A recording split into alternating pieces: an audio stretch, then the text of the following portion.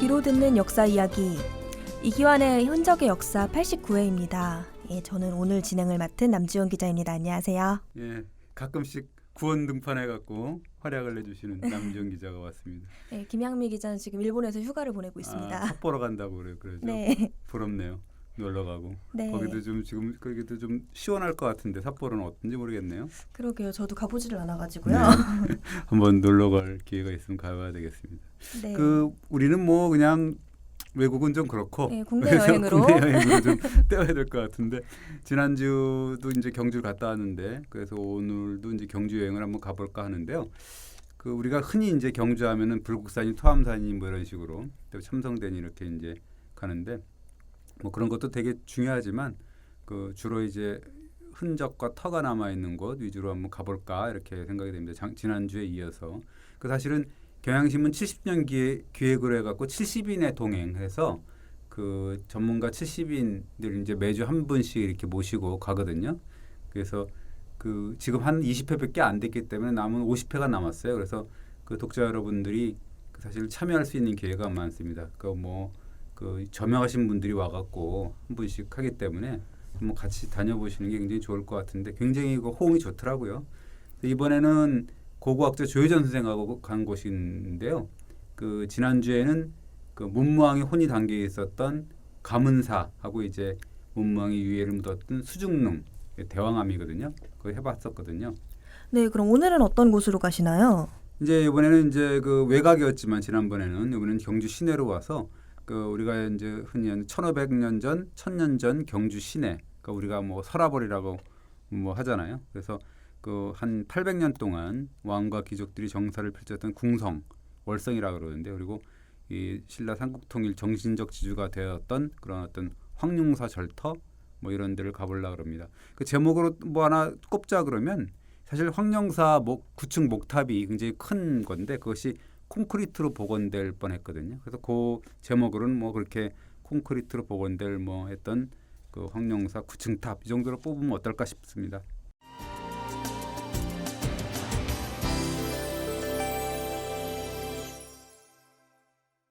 경주 시내라고 하면은 신라 시대의 서라벌이었던 그 중심가를 말씀하시는 거죠? 예, 그렇습니다. 경주라면은 신라의 천년 구도인데 엄청났을 것 같아요. 예, 지금 뭐 서울을 두고 우리가 정도 600년 이렇게 하잖아요. 조선시대 때부터 했는데 사실은 그것도 이제 우리가 강남이나 강동으로 치면 옛날에는 이제 경기도 광주라고 했지만 풍납토성을 생각해서 한성백제로 따지면 서울도 사실 2000년 됐다고 볼 수가 있는 거긴 하지만 고려시대 때 이럴 때는 없었으니까는 그렇게 따지면은 그렇고 어쨌든 서울도 정도 600년이라고 할 땐 한 건데 경주는 네. 그보다도 한 400년이나 더 지탱을 한 거잖아요. 네, 1000년이나 지냈던 고도인데 네. 정말 전성기 때 신라 인구가 어느 정도 됐는지 혹시 통계 같은 게 있나요? 예, 삼국유사하고 삼국사기에 이렇게 나옵니다. 근데 왕경의 인구라 그래서 왕이 살던 서울이죠. 인구가 삼국유사에는 17만 8,936호였다고 하고요. 예. 도시를 이렇게 이 도시구역으로 보면은 삼국유사는 이제 1,360방, 삼국사기는 360방 이렇게 나오고 50월이다 그렇고 귀족의 저택이 금입택이라 그래서 35채가 있었다 이런 기록이 나옵니다. 18만 호, 그러니까 18만 가구라고 하면은 인구로 따지면은 한 가구당 한 4식구씩만 쳐도 거의 70만 명이 넘었다는 이야기잖아요. 예, 어떤 기록은 5식구로 치면 한 90만 명 됐다고 이제 얘기를 하는데 사실 과장이라는 주장도 좀 있습니다. 왜냐하면 당시에 경주 시내 면적이나 이런 걸 보면 절대 70만 병을 수용할 수 있었나 뭐라는 생각이 들고 그래서 그러니까 우리가 17만 얼마 호라기보다는 그것도 명으로 계산하면 되는 게 아니냐 이렇게 보는 사람도 있어요. 호가 아니고 명이다. 그러니까 18만 명 정도였다 인구가 이런 말씀이시죠? 예, 나름 일리가 있는데요. 삼국사기에는 아까 얘기했지 360방이라 그랬거든요. 예. 방이라는 거는 동네의 개념이거든요. 그러니까 어떻게 보면 구획이죠. 그거 보면 이제 고고학자가 이제 젊은 고고학자가 발표한 건데 뭐냐면 발굴 결과를 쭉 보니까 일방이라는 게 지금 한 1만 평 정도 되더라는 거죠. 그리고 일방 중에서 택지가 한 6천 평 정도 됐다는 거예요. 그리고 이제 그걸 일방 내에 한 30가구가 살았고 가구당 전유 면적으로 따져서 한 200평이라고 보고 그러면 5동의 건물에서 15명이 산다 뭐 이런 식으로 친다 그러면 방에 거주하는 인구가 뭐 일방에 거주하는 인구가 한 450명 정도 된다는 거거든요. 예. 그래서 그거를 이제 360방으로 곱하면 거의 16만에서 17만 정도 된다. 이래서 그 17만 호라는 게 그 가구의 개념이 아니라 명의 개념인가 아니냐 뭐 이렇게 보는 사람도 있습니다. 뭐 그렇게 계산을 한다면 그럴 듯한 것 같아요. 예, 그렇습니다. 고고학자가 이제 발굴 경험을 가지고 있는 나름대로 분석한 자료니까 사실은 알 수 없지만 사실 고고학 자료라는 게 그런 거거든요. 그걸 토대로 해서 합리적으로 추정하는 거기 때문에 뭐 그런 하나의 주장도 있다고 볼 수가 있는 거죠. 예, 뭐 정확하게는 알 수 네, 없겠지만 그렇습니다. 아까 말씀하시는 것 중에 금입택이라는 말씀하셨잖아요. 이게 뭔가요? 예, 그 삼국유사로 나오는데 신라 전성기 때 35 금입택이 있었다. 실제로는 37개, 37채라고 하기도 하는데요. 그 문자 그대로 해석하면 금이 그 들어오는 그런 저택이라고 볼 수가 있지 않습니까? 금이 들어오는 저택이라는 게 아무리 신라 전성기라도 조금 과장한 거 아닌가요? 이 정도면? 예, 원래 그 신라라는 게 황금이 아주 개 목걸이도 황금이라고 할 정도로 굉장히 신라가 황금이 아주 굉장히 좋아했어요. 그런 건 있기 때문에 그런 걸 감안해 갖고 우리가 생각을 해봐야 될 것 같은데 사실 여러 가지 해석이 가능한 거죠. 금이 드나들 정도로 부자였던 저택 뭐 이런 소리도 있지만 또 다른 뭐 해석도 있습니다. 그 황룡사터의 동남편 지역을 이렇게 발굴해 보니까 그 불전이라 그래서 우리가 흔히 금당과 탑을 모신 그런 귀족들의 원철이라 그래서 절이 이제 발견이 되거든요. 그러니까 어떻게 보면 이제 대형의 금당 탑을 소유했던 귀족들의 원찰 집이죠. 그게 이제 35채다. 뭐 이런 소리인 거죠. 어떻게 보면 조선의 기준으로 보면은 99칸짜리라 그러죠. 99칸이라고 우리가 얘기하는데 그래서 금당 입택 혹은 금전 입택의 준말이 아니냐 뭐 이런 또 해석이 있습니다. 네, 아무튼 부잣집이라는 이야기인데 네, 그렇습니다. 어쨌거나 경주 시내가 그렇게까지 번성했다는 말씀이시잖아요. 그 대단한 거는 맞는 것 같습니다. 삼국사기나 삼국유사를 이렇게 보면 헌강왕이라고 해서 6년인데 880년 기록이 있거든요. 이런 대목이 나옵니다. 서울의 민가는 서로 꽉 찼다. 지붕은 전부 기와로 이어졌고 밥을 짓는데 장작이 아니라 숯을 썼고 이 집집마다 노랫소리가 흘러나왔다. 태평성대라는 의미인데 사실 그 고기를 굽더라도 우리가 그냥 굽는 게 아니라 그냥 숯불갈비가 더 이 귀하고 맛있다 그러잖아요. 그러니까 숯불로 이 밥을 지었다니까 얼마나 굉장히 전성기였다는 걸 알 수가 있는 거죠. 그 시대에 굉장히 대단한 것 같은데 네. 그 880년이면은 신라 말기 하대라고 봐야 되지 않나요? 이게 좀 나라가 망하기 직전 아닌가요? 쉽게 예, 말하자면. 그렇죠. 그러니까 그 935년에 망했으니까. 예. 근데 어떻게 보면 그 전성기의 최절정기가 꺾어지는 거거든요. 우리가 흔히 영화나 이런 걸 보면 사실 큰 뭐 지진이 일어나거나 망하거나 그 직전에 보면 굉장히 태평스러운 그 장면이 나오잖아요. 네. 아주 뭐라 그러나 기분 나쁠 정도로. 예. 그래서 뭔가 하여튼 서서히 망조가 나타나는데 사람들이 그렇게 느끼지 못하는 뭐 그런 아주 그런 느낌 좀 이해가 가시죠? 그러니까 영화나 이런 거 보면 드라마나 이렇게 보면 왜 지진 나기 전에 뭐 가만히 아주 침잠한 그런 태평 전야의 어떤 그런 모습 이렇게 볼 수가 있는 거죠. 네, 무슨 말씀이신지 알겠습니다. 헌강한 때가 그런 시기였다는 말씀이시죠? 예, 그렇습니다. 그 기록을 보면 성강한 시대에 굉장히 사회적 안정, 풍요로움을 누렸다고 나오잖아요. 아까 얘기했듯이.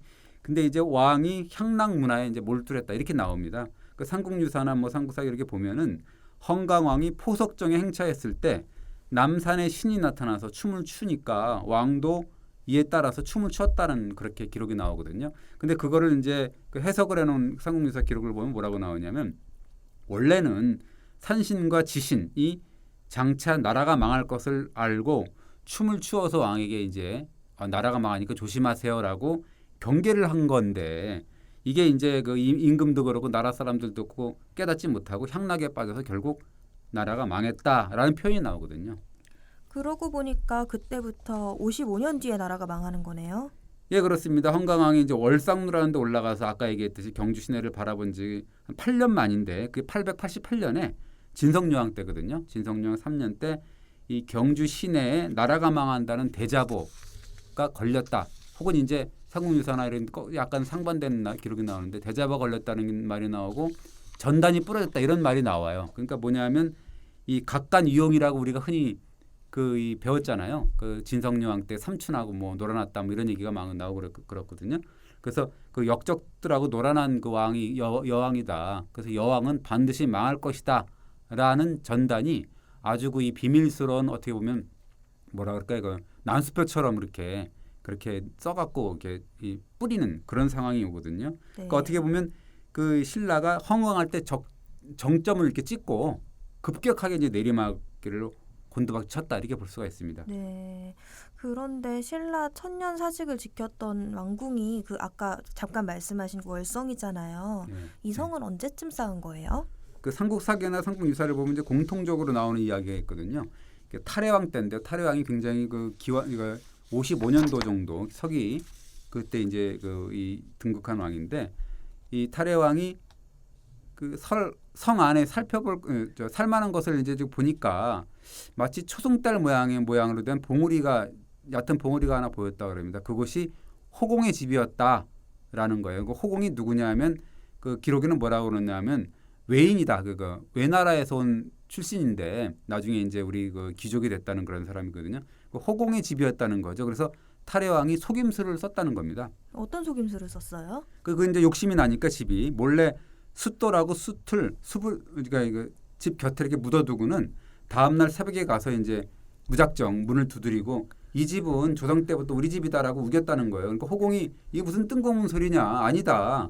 우리 집인데 뭔 뜬금없이 와갖고 막 그러냐 싸웠을 거 아니에요. 네. 시비를 가리지 못하니까 관가에 이제 고한 거죠. 그래서 관가에서 나와서 그래 탈해 너 있잖아. 네가 네 집이라 그랬는데 한번 증명해봐 그러니까 우리는 원래 대장장이었는데 그 옛날에 그 얼마 전에 이웃고을에 간 사이에 그 집을 이 사람이 지금 빼앗고 살고 있으니까 땅을 한번 파봐라.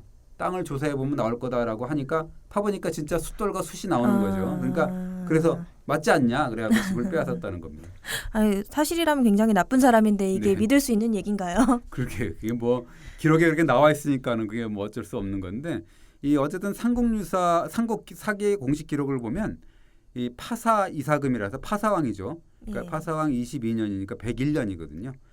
그러니까 아마도 50년대 그러니까 이 50년대 그 탈해왕이 호공의 집을 빼앗고 거기서 살다가 정식으로 이제 파사왕 때 파사 이사금 때 성을 쌓은 거죠. 월성을 쌓고 궁궐을 만들었다. 이렇게 이제 우리가 해석할 수가 있는 거죠. 네. 그렇다면 월성은 그 서기 101년부터 935년 신라가 망할 때까지 거의 834년 정도 이제 신라의 궁성 역할을 한 거네요. 예, 그렇습니다. 그 월성 주변에 보면 왕자의 거처라는 동궁이 있고요. 그다음에 이 놀이터였던 뭐 안압지라든지 그다음에 뭐 연못이죠. 그리고 첨성대, 계림, 황룡사지, 뭐 월정교지, 일정교지 뭐 이런 게 이제 밀집이 되어 있습니다. 어떻게 보면 월성을 중심으로 해갖고 그 주요 시설들이 조성되고 이것이 결국 이제 왕경으로 이제 발전했다 이렇게 볼 수가 있습니다.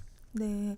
그러다가 그러면은 935년에 신라가 망한 다음에 월성은 어떻게 됐나요? 예, 그 이제 몇 차례 발굴 조사를 해봤더니 그 이제 물론 이제 내부보다는 이제 주로 저 주변의 해자 유적이라든가 해자라는 게 이제 적이 침투하기 전에 못 들어오게 성 주변을 이렇게 도랑을 파갖고 못 들어오게 만드는 그런 그게 유구거든요. 해자 같은 데 이렇게 찾아보고 그랬더니까 아무래도 이 상당수 유물이 발굴이 됐는데 목간이라든가 조개 껍질, 칠기, 뭐 동물 뼈 이런 것들이 나왔고 그다음에 동궁하고 안압지 같은 데는 이제 나무로 만든 배가 나오고 자물쇠라든가 톡이라든가 목간이라는 거 이제 그 당시에 그 상황을 알려줄 수 있는 글이거든요. 글 명문 목간 같은 게 나오고 막 이랬으니까 나름대로 굉장히 좋은 유물들이 많이 나왔었죠. 생활용품이 발굴되고 뭐 금동 불상이라든가 뭐 이런 것도 나왔습니다. 네. 월성 내부는 발굴을 안 했나요?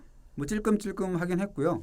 2007년에서 8년 사이에 국립문화재연구소가 이제 지하 레이더 탐사를 했는데 그래서 이제 대충 본 거죠. 뭐가 있는지 땅 속에. 그래서 보니까 이 한 건물이 집중된 곳이 14곳 정도가 확인된 거라고 볼 수가 있는 건데 예를 들자면 뭐 왕이 집무했던 정전이라든가 그 왕과 왕비가 거처했던 내전, 침전 뭐 이런 것들이 있지 않느냐라는 추정지, 그다음에 연못하고 우물 이런 것들 이제 밝혀냈는데요. 그래서 그걸 토대로 탐사를 토대로 해서 이제 본격적으로 2014년부터 발굴 작업을 한 거죠. 2년 전인데 그러면 지금도 아직 발굴 작업이 진행 중인가요? 예, 그렇습니다. 지금도 가보면 발굴 작업 일부 뭐 공개도 합니다. 그래서 알아보고 가면은 뭐 설명도 들을 수가 있어요. 그래서 월성 뭐 사실 가면은 옛날에 보면 이제 수학여행 때 가면 이제 보면 조선시대 조성됐던 석빙고 이런 거만 보게 되거든요. 예. 지금은 그렇지 않고 발굴 장면도 볼 수가 있습니다. 경향신문 답사단으로 가신 분들도 발굴하는 장면을 보셨나요? 우리가 이제 토요일에 갔는데 그때 당시에 이제 장마철 앞두고 커버를 덮어놓고 토요일이니까 또 쉬는 날이고 그래서 발굴하는 장면은 직접 못 봤지만 당시에 그 현장에 남아 있는 그런 지키고 있는 그런 발굴 단원한테 이렇게 들어서 이렇게 그 현장에 수습된 뭐 기화편, 유물편이 많잖아요. 토기편도 예. 많고 그래서 직접 이제 그 아주 그 엄정하게 관리된 거를 갖다가 직접 약간 보기도 하고 만지기도 하고 그래서 친절하게 설명도 듣고 그랬습니다. 그 고고학자들이야 뭐 늘 만지는 게 유물이겠지만 일반인들은 늘 박물관에서만 봤던 유물을 직접 만져봤다면 굉장히 신기했을 것 같아요. 예, 그렇죠. 저도 뭐 이런 발굴장 가면 가끔씩 뭐 이렇게 토기편이다 이렇게 주워 갖고 이제 뭐 그 이 일반인들한테 설명도 해주고 이거는 백제시대 거 아니냐 뭐 잘 모르지만 그렇게 설명을 해주거든요. 사실 땅 밑에서 1000년 전, 2000년 전 조상이 어떻게 보면 흔적 채취잖아요. 채취를 맡을 수 있는 거잖아요. 굉장히 또 생생한 토기편들이 나오잖아요. 그래서 어떻게 보면 굉장히 생생하고 좋은데 그 어떤 답사 하는 사람이 그러더라고요. 이 기화편을 만지니까 이 소름이 돋는다라고 하더라고요. 그러니까 어떻게 보면 천년법과의 만남 이렇게 우리가 흔히 뭐 어떻게 보면 좋은 의미로는 소통이 이루어지는 거죠. 네. 마음대로 유물은 만지면 안 되죠, 사실은. 그렇죠. 이게 원래는 안 되는 거고 사실은 이게 막 그 완형일 경우는 만지면 큰일 나는 거죠. 잘못하면 깨지면 안 되잖아요. 근데 토기편, 기화편이라는 게 굉장히 많고 원래 깨진 거이기 때문에 우리가 그 지도 아래서 그게 그 물론 이제 그 박스가 있는 걸 갖다 다른 박스에 이렇게 놓으면 안 되죠. 왜냐하면 어디서 나왔다는 걸 우리가 알아야 되기 때문에 그래서 철저한 관리하에 일부만 만지는 거죠. 네. 답사객들이 굉장히 신기해하더라고요. 네, 굉장히 신기했을 것 같아요. 그 발굴 작업은 지금 얼마나 진척이 됐나요? 이제 시작입니다. 2014년부터 시작을 했으니까 사실 얼마 전에 1차 발굴 성과를 발표를 했는데 사실 우리가 기대했던 화려한 유물은 아직은 나오지 않았습니다. 왜 그러냐면 이게 이제 표면만 판 거잖아요. 땅 위만 살짝 판 거거든요. 어떻게 보면 월성을 이렇게 보면 땅을 분석하게 되면 최소한 7개의 문화층이라는 게 있거든요. 그래서 지금 1층만 살짝 판 거죠. 문화층이라는 개념이 어떤 개념이에요? 흙이라는 게 계속 퇴적이 되잖아요. 쌓이잖아요. 세월이 지나면 먼지가 네. 쌓이고 뭐 퇴적이 되는데 어떤 시대 사람들이 털을 잡고 살다가 또 이제 그 사람들이 물러나고 다음 세대가 털을 잡고 살고 그러다 보면 계속 쌓여가잖아요. 그럼 네. 예를 들면 집터가 쌓여가거나 유물이 쌓여가거나 그러잖아요. 그래서 그거를 이제 쌓여간 게 7개 정도의 층이다. 그걸 이제 문화층이 7개다라고 우리가 흔히 표현하게 되죠. 네. 그러면은 지금까지 한 층만 팠다면 신라 멸망할 때쯤 그 시기에 문화층만 팠다는 이야기이신 거죠? 예, 그렇죠. 그게 이제 그 어떻게 보면 그 문화층이라는 게 뭐 근대, 조선, 고려 뭐 이런 게 있고 그다음에 그 밑에 신라 문화층이 있을 거 아니에요. 네. 우리가 흔히 상식적으로. 근데 지금은 말기 멸망 그때 이제 문화층까지 접근을 하게 된 건데 근데 되게 신기한 거는 뭐냐면 신라 멸망기 이후부터 고려 시대 문화층이 없다는 거예요. 그래서 굉장히 조선으로 바로 넘어가거든요. 아, 신라에서 바로 조선으로 넘어간다고요? 그러면은 신라 멸망 후에는 여기에 사람이 안 살았다는 뜻인 건가요? 고려 때는? 예, 그렇습니다. 신라가 망한 다음에 이 지역이 아마도 터부 시대지 않았나. 뭐 이렇게 망한 땅이니까 굉장히 어떻게 보면 접근하기를 꺼려하지 않았나 뭐 이런 생각이 들고 그러니까 이제 고려 시대 유구하고 유물이 보이지 않는 건데 우리가 흔히 이 풍납토성 같은 경우는 마찬가지거든요. 한성백제가 망하고 계로왕이 목을 잘리고 이런 뒤에 그 공주로 내려가면서 그때부터 아주 그게 그 유물이 거의 안 나오거든요. 그러니까 완전히 거기는 폐쇄되고 그냥 물만 왔다 갔다 하는 그런 아주 그 터부시된 공간으로 남아 있게 됩니다. 그렇군요. 어쨌거나 이제 발굴이 시작 단계라면 언제까지 발굴을 해야지 다 끝난다고 봐야 할까요? 뭐 800년이 넘지 않습니까? 그런 역사잖아요. 네. 뭐 한 개 층당 10년이라고 봐도 70년 이상 걸려야 된다. 뭐 이렇게 우리가 얘기를 합니다. 한 개 층당 10년이나 그래서 다 합쳐서 70년씩이나 걸리나요? 너무 긴 거라고 우리가 흔히 생각할 수 있는데 일본 같은 경우가 있거든요. 일본의 그 나라 시대 이 도읍지였던 그 헤이조코라고 해서 교라고 해서 평성경 유적이 있거든요. 네. 거기를 근데 그 도읍지가 74년밖에 안 됐어요. 그런 도성인데 이게 그런데도 불구하고 50년에서 100년 사이 그런 어떤 장기 발굴을 벌이고 있거든요. 네. 74년인데 발굴이 50년이 걸린다면 834년 도읍이었던 곳은 얼마나 발굴 작업이 오래 걸릴지 가늠하기도 힘들겠네요. 그러니까 이제 100년이 걸려도 시원치 않다 이런 얘기가 나오는 거죠. 사실 이 선입견이 없어야 되거든요. 발굴에는 차근차근 조사를 하게 되고 발굴을 잘못하면 사실 끝장이 되는 거거든요. 네. 그렇지만 빨리 발굴을 해야지 좀 우리도 볼 수 있고 관광 자원으로도 좀 빨리 활용할 수 있을 텐데 그런 유혹이 좀 만만치 않을 텐데요. 예, 뭐 그렇지 않아도 2015년 작년에 8월에 이 박근혜 대통령이 월성 현장을 방문했거든요. 그래서 거기 이 말씀을 하시는데 아주 상반된 해석이 나왔었죠. 뭐라고 하셨는데요?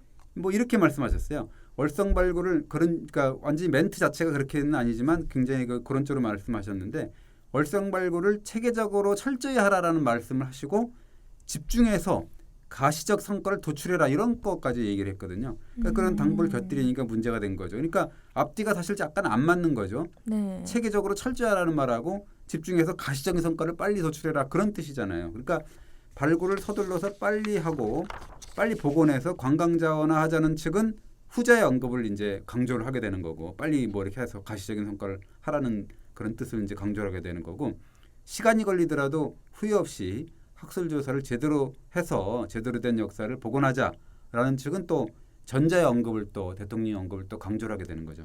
네. 박 대통령의 진짜 의중은 뭐였을 것 같으세요? 예, 대통령이 조금 약간 언급이 조금 이렇게 약간 그런 부분이 있잖아요. 그 굉장히 좀 이중적인 네. 그런 부분이 좀 있는데 뭐 사실 대통령이 뭐 대충 발굴해갖고 복원 빨리 하라 그렇게 말씀하시지는 않았지 않았나 절대 아닐 것 같습니다. 왜냐하면 옛날에도 그 박정희 대통령하고 뭐 따님이기 때문에 가끔 경주 쪽으로도 많이 가고 발굴 현장도 많이 보고 그랬던 분이기 때문에 아마 그러지는 않았을 것이다라고 우리가 짐작을 하는 거죠. 사실 고고학 발굴이라는 게 굉장히 조심해야 되거든요. 왜냐하면 발굴을 잘못하면 끝장이잖아요. 유국 유물이 파괴가 되는 거지 않습니까? 원상 회복이 안 되는 거거든요. 네. 그래서 발굴이 곧 파괴다라는 게 이제 고고학에서는 나오는 얘기거든요. 조심하라는 얘기죠. 발굴이 곧 파괴다. 네. 역시 또 한 번 그 역사 앞에서 경거망동하지 말아야 된다는 것을 배우는 것 같습니다. 예, 그렇습니다. 그래서 이제 월성을 우리가 한번 그 답사단 쭉 한번 보고 이제 느낀 게 바로 그런 감을 느꼈습니다. 그리고 이제 다시 바로 옆쪽인데 조금 걸어가면 되는데 황룡사 그쪽으로 이제 가게 된 거죠. 그 황룡사라고 하면은 저도 학교 다닐 때 배운 기억이 나는데 신라 호국 사찰의 상징이라고 하잖아요. 예, 그렇습니다. 삼국유사에 보면 아주 절묘한 이 표현이 나오는데요. 서라벌에는 절들이 별처럼 펼쳐져 있고 탑들이 기러기처럼 늘어서 있었다라는 표현이 나옵니다. 그만큼 절이 정말 많았다는 얘기인데 그럼 네. 불교가 번성했다는 이야기잖아요. 예. 근데 신라가 삼국 중에서는 제일 늦게 불교를 수용한 걸로 알고 있는데요. 예, 그렇습니다. 그렇게 배웠죠. 그러니까 늦긴 했는데 사실 그 불교라는 게 신라에서 꽃을 피워가지고 신라에서 결실을 맺었다 이렇게 보면 됩니다. 왜냐하면 뭐 삼국통일도 하고 그랬기 때문에. 네. 이 사실 18만 호 정도가 살았다는 왕경에 아까 얘기했듯이 별처럼 기러기처럼 늘어서 서 있었다. 절과 탑이 그렇게 상상을 해보면은 굉장히 뭐 장관이죠. 그러니까 특히나 이 월성 동북 쪽에 있었거든요. 황룡사 그 구층 목탑이라는 게 서라벌의 랜드마크였을 것이다. 우리가 짐작을 하게 되는 거죠. 랜드마크라고 한다면 굉장히 규모가 크거나 대단한 건물을 이야기하잖아요. 그랬나요? 그렇습니다. 9층이거든요. 높이가 225층이라 해서 그걸 계산을 해보면은 80m 정도 됐다는 거거든요. 그러니까 이게 어떻게 됐겠어요? 조효전 선생님도 그런 말씀하셨지만 같이 갔던 분인데 서라벌 시민들은 아마도 아침에 일어나면 맨 먼저 우뚝 솟은 탑, 황룡사 9층 목탑을 보고 나라의 안녕과 개인의 화복을 빌었을 것이다. 라고 우리가 짐작할 수 있는 거죠. 네. 그 시대에 80m면은 뭐 정말 말 그대로 마천루였겠네요. 예, 그렇습니다. 근데 신라는 왜 이렇게 어마어마한 크기의 9층 목탑을 그것도 시내 한복판에 이렇게 세웠을까요? 이 사실 640년대거든요. 그 신라가 누란의 위기에 빠져 있었습니다. 그 의제왕 때거든요. 백제는 네. 굉장히 의제왕 때 초기에는 굉장히 백제가 강했습니다. 그래서 642년에 보면 그 신라의 대야성이라든가 이런 40여 개 성이 백제군한테 함락이 됩니다. 그 선덕여왕 같은 경우가 그래서 그때 당시 선덕여왕이 치세였는데 당나라 유학파 승년대 자장법사의 건의를 받아들여 가지고 9층 목탑을 세우게 되는 거죠. 위기 상황을 이제 불법의 힘을 빌려 가지고 탈출을 하고자 한 거겠네요. 예, 그렇습니다. 원래 삼국유사 보면 황룡사가 진흥왕 때 553년인데 궁궐을 지으려고 그랬던 거죠. 근데 이제 용이 나타나 가지고 그래서 사찰로 바꿔버립니다. 그래서 이제 황룡이 나타났다 그래서 황룡사로 이름을 바꾸거든요. 용이 나타났다는 말을 네, 네, 용이 나타날 정도면은 굉장히 신비로운 장소였다고 봐야 되겠네요. 예, 그렇죠. 이제 원래 궁궐 지으려고 그러다가 절로 바꿨으니까요. 네. 그래서 574년에 황룡사를 이제 짓고서 그 황룡사에 뭐가 있었냐면 신라 최대의 불상이라 해서 금동 장육존상이라는 걸 모십니다. 불상을 모시는데요. 자그마치 무게가 35,000근, 황금으로 따지면 1만 양이 남는 그런 뭐 굉장히 거의 엄청난 그 양의 황금도 쏟아붓는다 그럽니다. 어마어마한 절이었겠네요. 그러면은 그 절의 9층 목탑은 언제 세운 건가요? 뭐 아까 얘기했던 절 자체는 이제 진흥왕 때 584년에 법당이 완성되면서 끝나는 거거든요. 근데 네. 아까 얘기했던 60여 년이 지난 다음에 선덕여왕 때 그 자장법사가 당나라에 유학을 마치고 돌아와서 이제 9층 탑을 목탑으로 세워야 됩니다라고 건의해서 성사가 되는 거죠. 자장법사는 왜 갑자기 9층으로 목탑을 그것도 세워야 한다고 이야기한 거예요? 유학 시절에 당나라 가서요. 그 나라의 장래를 걱정하고 이제 뭐 이렇게 뭐 아유 어떻게 하면 될까 뭐 왜냐하면 백제가 강하고 고구려도 강했으니까. 그러니까 신라가 제일 약했잖아요. 어떻게 보면. 네. 그래서 그 걱정하고 있는데 연못에서 그러니까 신이 나타나서 그랬다 그럽니다.